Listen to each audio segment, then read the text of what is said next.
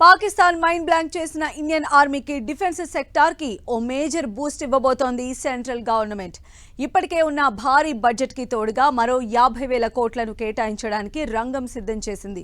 Operation సింధూర్లో ఒక్క పాకిస్తాన్ కు మాత్రమే కాదు, ప్రపంచానికి కూడా make in India defence weapons సత్తా ఏంటో తెలిసి వచ్చింది. అందుకే ఈ డిఫెన్స్ రంగాన్ని మరింత బలోపేతం చేసేందుకే కేంద్రం ఈ బూస్ట్ ఇవ్వబోతున్నట్లు తెలుస్తోంది.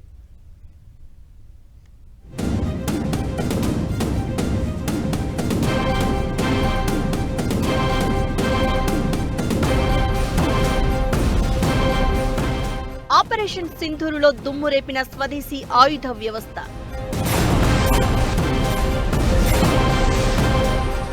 ప్రశంసలతో పాటు భారీగా బూస్ట్ ఇవ్వనున్న సెంటర్.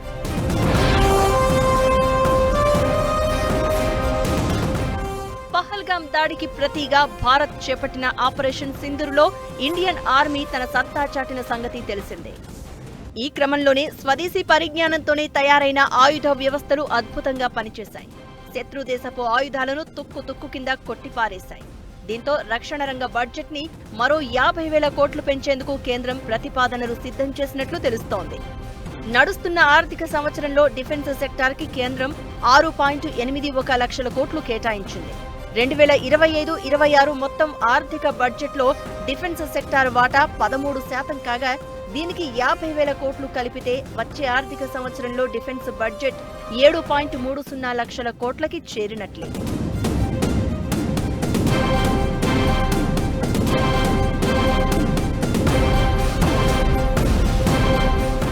గత 5 ఏళ్ల కాలంలోనే కేంద్ర రక్షణ రంగం వివిధ స్కీముల కింద, అలానే ఇతర దేశాలతో రక్షణ రంగ ఒప్పందాలు కుదుర్చుకుంది.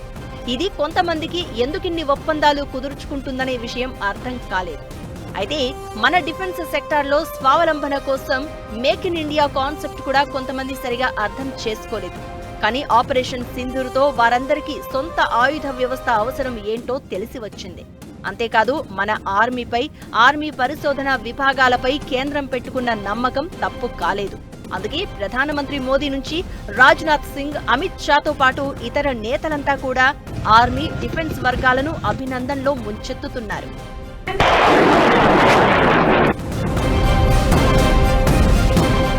తాజాగా పెరిగే బడ్జెట్ అంతా కూడా కొత్త ఆయుధ వ్యవస్థ రూపకల్పనతో పాటు మరింత ఆధునిక ఆయుధాల తయారీ కోసం వెచ్చించనున్నారు. ఎన్డీఏ ఫస్ట్ టర్మ్ పాలనకి వచ్చిన మొదటి ఏడాది డిఫెన్స్ బడ్జెట్ 2.29 లక్షల కోట్లు కాగా, ఇప్పుడు 3 దాటిపోయింది. పహల్గాం దాడితో 26 మంది అమాయకులను పొట్టన పెట్టుకున్న ఉగ్రవాదులను ఏరేస్తూ భారత్ ఆపరేషన్ సింధూర్కు దిగింది. టెర్రరిస్టులను ఏరివేస్తూ ముందుకు సాగగా పాక్ డ్రోన్లతో దాడి చేసేందుకు ప్రయత్నించింది. దాన్ని Bharat deliberate, precise strategic attack చేసింది. ఈ క్రమంలోనే భారత్ తన సొంత ఆయుధ వ్యవస్థ సత్తా ఏంటో ప్రపంచానికి చాటి చెప్పింది. Drone, electronic warfare, air defence స్ట్రైకులతో పాకిస్తాన్ని అల్లాడించింది. మే 7-8న భారత సైన్యం చేసిన మెరుపు దాడితో పాకిస్తాన్ చేష్టలుడిగిపోయింది.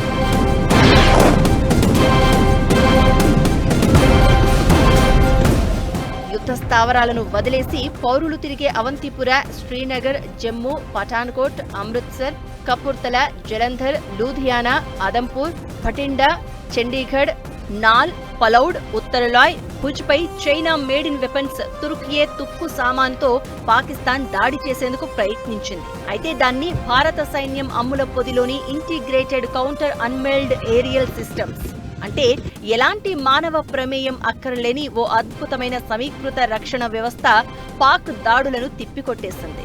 వచ్చిన డ్రోన్లను, మిసైల్స్ ను దారిలోనే భస్మం చేసింది. అంతేకాదు, పాకిస్తాన్ వాడే అమెరికన్ మేడ్ F-16 జెట్ ఫైటర్లను కూడా మన ఆకాశ క్షిపణి వ్యవస్థ చీల్చిపారేసింది. అక్కడితో ఆగకుండా పాకిస్తాన్ ఎయిర్ బేస్లపైన దాడి చేసింది మన భారత సైన్యం.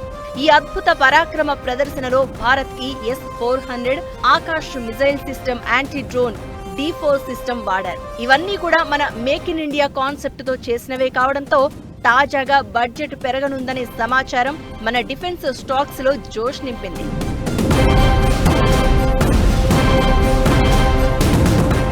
వరుసగా 6వ రోజు కూడా ఈ రంగంలోని కంపెనీల షేర్లు దంచుకొట్టాయి.